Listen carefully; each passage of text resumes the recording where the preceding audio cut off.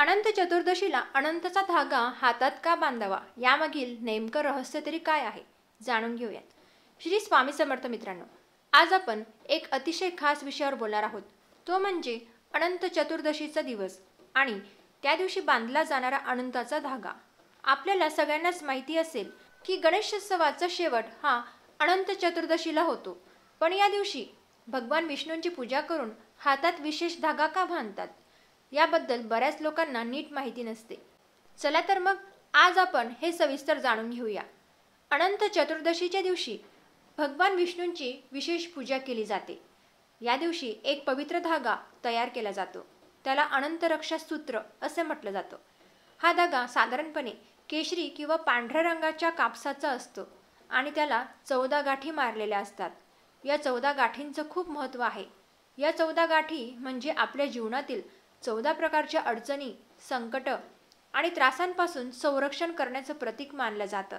म्हणजेच हा धागा केवळ एक दोरा नसून तो आपल्या श्रद्धेचं आणि भगवान विष्णूंवरच्या विश्वासाचं प्रतीक आहे. धागा बांधण्यापूर्वी स्नान करून स्वच्छ होऊन भगवान विष्णूंची पूजा केली जाते आणि पूजा झाल्यानंतर अच्युताय नमः, अनंताय नमः, गोविंदाय नमः असे मंत्र उच्चारले जातात आणि त्यानंतर हा धागा आपल्या उजव्या हातावर बांधला जातो. असे मानले जाते की हा धागा बांधल्याने आपल्याला आयुष्यातील संकट, रोग, शत्रूंची भीती आणि अडथळे दूर होतात. हा धागा आपल्याला सुरक्षित ठेवतो आणि जीवनामध्ये सुख शांती आणतो. हा धागा साधारणपणे 14 दिवस हातात ठेवला जातो. त्यानंतर तो पवित्र नदी, तलाव किंवा विहिरीमध्ये विसर्जन केला जातो.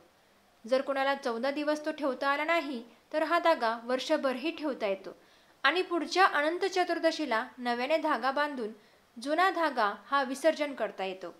या वर्षीची अनंत चतुर्दशी ही अतिशय खास आहे कारण 2025 मध्ये हा दिवस 6 सप्टेंबर रोजी येतो आणि तोही शनिवारी आहे. याच दिवशी गणेश विसर्जनही होतं. त्यामुळेच या दिवसाचं महत्त्व हे अधिक वाढतं. या दिवशी भगवान विष्णूंची पूजा करून जर हा धागा हातात बांधला तर जीवनातल्या सगळ्या अडचणी दूर होतात आणि समृद्धी येते असं शास्त्रात सांगितलेलं आहे. मित्रांनो, अनंत चतुर्दशी हा फक्त एक धार्मिक सण नाही तर तो आपल्या जीवनाला आधार देणारा आणि सुखसमाधान देणारा दिवस आहे. म्हणूनच या दिवशी भगवान विष्णूंची भक्ती करून अनंताचा धागा बांधणं हे प्रत्येकाने करणं महत्त्वाचं आहे. श्री स्वामी समर्थ.